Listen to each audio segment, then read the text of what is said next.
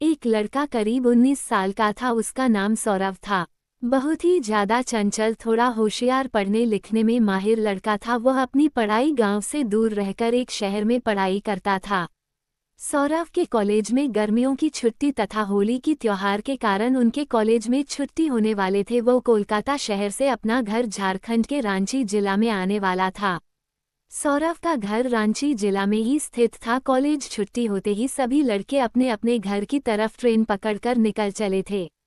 फिर उन्हीं में से सौरभ भी अपने घर की तरफ जाने के लिए टिकट काउंटर पर अपना टिकट कटाने के लिए गया था। जैसे ही टिकट काउंटर पर गया था, वहां बहुत ज्यादा भीड़ लगी हुई थी।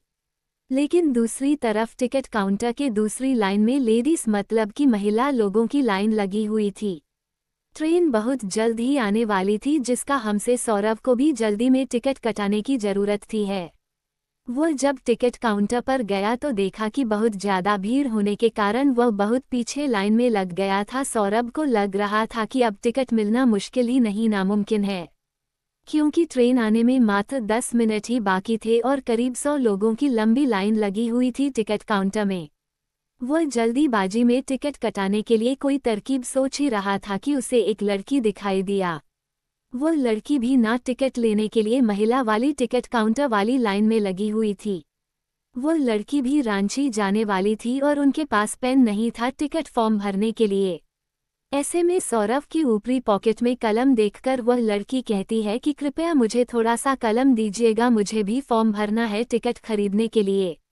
उसके बाद सौरभ कहता है, मैं लिखने के लिए कलम तोड़ दे दूंगा, लेकिन कृपया करके मेरे भी टिकट वश में भाग लीजिए। आप भी उसी स्टेशन तक जाएगा जिस स्टेशन से मुझे घर जाना है। तभी वह लड़की पूछती है कि आपको कौन सा स्टेशन पर जाना है।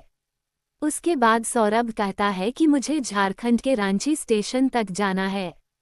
फिर उसने वह लड़की भी कहती है, मुझे भी झारखंड के रांची डिस्ट्रिक्ट रखी जाना है। फिर उसके बाद सौरभ कहता है कि एक ही टिकट में मेरा भी नाम बाहर लीजिएगा, मुझे भी टिकट मेले में आसानी हो जाएगी और फिर हम लोग उसी टिकट से अपना सफ़र तय कर लेंगे। लड़की सोनू का बात मान जाती है। वो कहती है कि ठीक है, मैं आपका टिकट अपनी टिकट नहीं मिला कर ले लूँगी। फिर सौरभ अपने पॉकेट से पैसे निकलता है। उस लड़की को देखा है ताकि वो टिकट उसके बदले भी कटाते हैं। हम दोनों आदमी टिकट लेकर दौड़े दौड़े ट्रेन के पास आता है। जैसे ही ट्रेन में दोनों आदमी चलते हैं, ट्रेन को 1 मिनट में अपना इंजन चालू करके चल पड़ती है। हम सांवरा और वह लड़की दोनों चैन की सांस लेते हैं और दोनों आमने सामने वाली सीट में बैठकर बातें करने लगते हैं। हावड़ा स्टेशन से रांची स्टेशन जाने के लिए करीब करीब 8 से 9 घंटे लगते हैं और वह भी यह सफ़र रात का सफ़र होता है। वही वहाँ से ट्रेन है, रात में ही चलती है। ऐसे में दोनों को बातचीत करने के लिए मौका मिल जाता है। दोनों अपनी अपनी सीट पर बैठकर दोनों एक दूसरे से बातचीत करना शुरू कर देते हैं। गाड़ी चलते ही थोड़ी देर होने के बाद वह लड़की कहती है कि मुझे खाना खाना है, मुझे भूख लगी है। तभी सारा कहता है, जी ठीक है, आप खा लीजिए, मैं बाद में खा लूँगा, मुझे अभी भूख नहीं लगी है। इतना सुनते ही वह लड़की भी कहती है कि जब आप खाएगा तो ही मैं खाऊंगी। कभी सौरभ पूछता है, क्या ऐसी क्या बात है कि जब भी मैं खा लूँगा तो ही तुम खाएगी ही।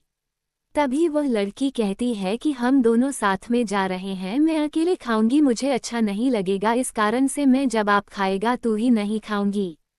दोनों में बातचीत शुरू हो जाती है और उस लड़की का नाम पूछता है। वह लड़की अपना नाम शोभा बताते हैं। तभी वह लड़की कहती है कि मुझे तो आपका नाम पहले से ही पता है। उसके बाद सौरभ कहता है कि आपको मेरा नाम कैसे पता चला है। तुम्ही शोभा कहती है कि आपने अपना नाम और उम्र टिकट बनाते समय बताया था और वो टिकट अभी भी मेरे पास ही है, इसी कारण से मुझे आपका नाम पता है। अभी सौरभ कहते हैं कि मुझे तो ये पता भी नहीं है, आपको मेरा नाम भी पता होगा। मुझे तो याद भी नहीं है कि मैं अपना नाम आपको कभी बताया भी होगा। तभी वह लड़की कहती है कि आपने तो बताया था, मुझे अभी भी जानती है। रात बहुत ज्यादा हो जाता है, दोनों अपनी अपनी सीट पर सो जाते हैं। सुबह के 3 बजे नींद टूटती है दोनों का। उसके बाद दोनों अपना अपना पानी की बोतल से अपना सामान होता है और फिर दोनों एक दूसरे से बातचीत करना शुरू कर देते हैं। ऐसी बात करते करते सुबह के 6 बजे बज जाते हैं। दोनों की ट्रेन अपना गंतव्य स्टेशन पर पहुंचने वाली होती है। दोनों सोचते हैं कि अब तो हमें एक दूसरे से अलग हो जाना है। सौरभ वो लड़की बहुत पसंद आती है, मतलब किसानों को शोभा बहुत पसंद आती है और शोभा को भी सौरभ बहुत पसंद आता है। लेकिन दोनों बिना कुछ बात किए एक दूसरे से जाने के लिए तैयार हो जाते हैं।